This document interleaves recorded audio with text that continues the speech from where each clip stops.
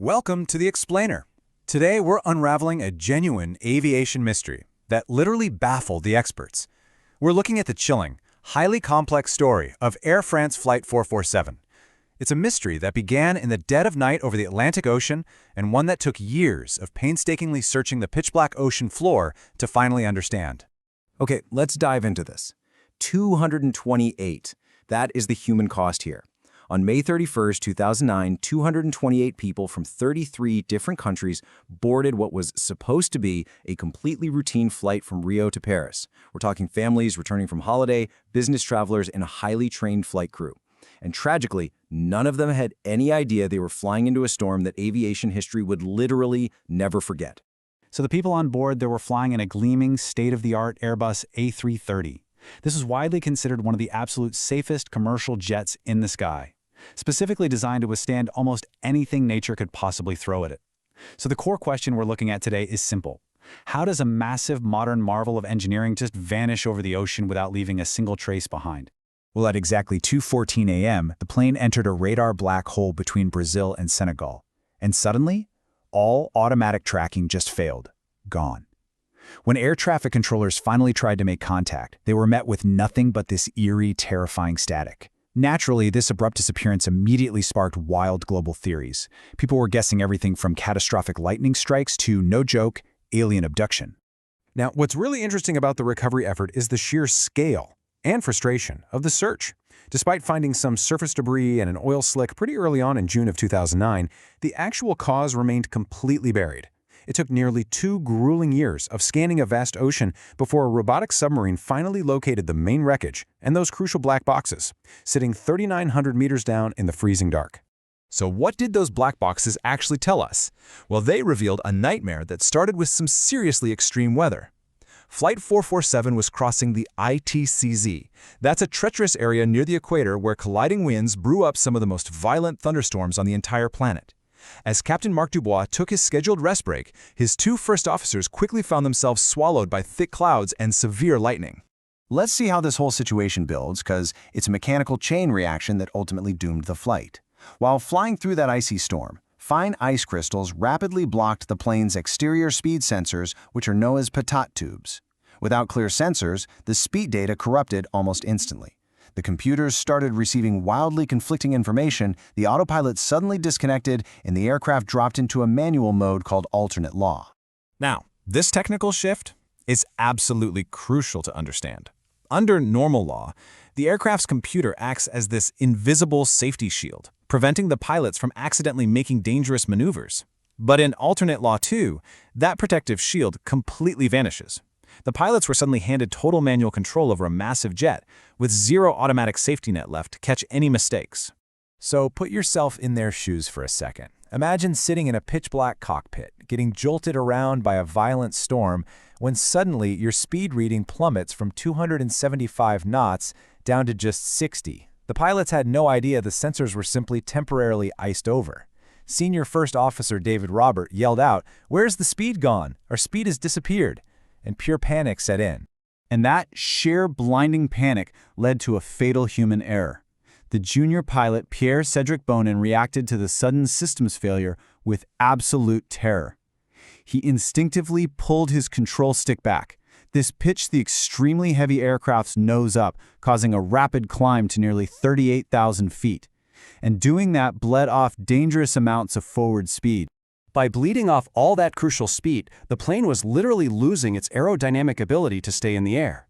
A synthetic voice suddenly starts shouting through the dark cockpit, "Stall, stall, stall!" But here's arguably the most tragic technical failure of the entire night. Because their forward speed eventually dropped below 60 knots, the aircraft's computer deemed the speed data invalid and actually shut the stall warning off. Now you might be wondering, why didn't the other pilot just push the nose back down to gain speed? That brings us to the tragic irony of the Airbus A330's cockpit design.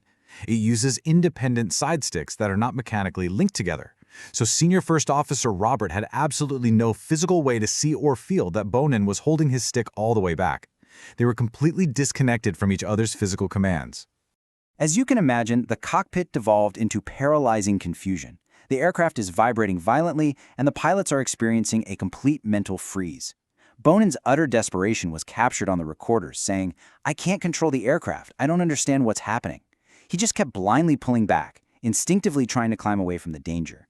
Right around 2:11 a.m., Captain Marc Dubois finally rushes back into the cockpit. But he steps into absolute chaos. Completely unaware of the frozen pitot tubes that started all this, all he sees are blaring alarms and an aircraft quite literally falling out of the sky. He frantically shouts, "What the hell is going on in here? What are you two doing?" So the crucial point here is this terrifying number, 10,000. That is the rate at which Flight 447 was plunging toward the ocean, 10,000 feet per minute. With the nose pitched high, but virtually zero forward speed, the aircraft wasn't flying, it was pancaking downward like a massive stone. Their altitude was vanishing in the blink of an eye.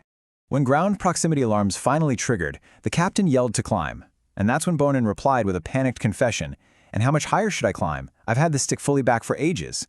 And here's the truly heartbreaking part.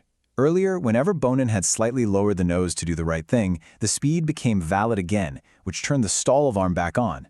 The system was literally punishing him for doing the right thing, tricking him into pulling back again. Dubois realized the truth right then, but it was entirely too late. There simply wasn't enough altitude left to recover. At exactly 2:14 a.m., the plane hit the surface of the Atlantic intact at an unbelievable impact rate of 11,000 feet per minute. It disintegrated instantly. In a terrifying fraction of a second, 228 lives were brought to an end, and the cockpit recorders fell silent forever. When the French investigation agency released their official findings, it was abundantly clear this wasn't simply a case of pilot error. It was a systemic cascade of failures.